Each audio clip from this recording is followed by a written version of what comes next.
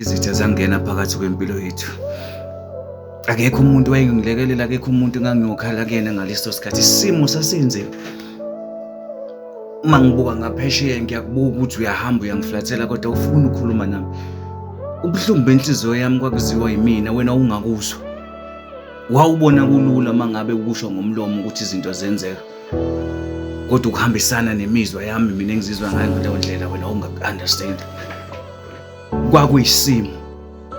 Ayikho into engangiyoyenza. Uma ngithi ngiyakhuluma mina kuyafana ukuthi nje mina ngikhuluma into engasile kuwena ngoba akukho nokukodwa ofuna ukukulalela kwaqhamuka emlonyeni wami. Wawubona kungcono uma ngabe kuza nomunye umuntu ukubona ngaze ukuthi kuhle. Ngangiyothini-ke mina? Ngangiyoba umtshingo bethu ubani? Noma izimvula zina zazizephelele phezulu ekhanda lami ngoba phela akekho umuntu ubenendaba nami ngaleso sikhathi.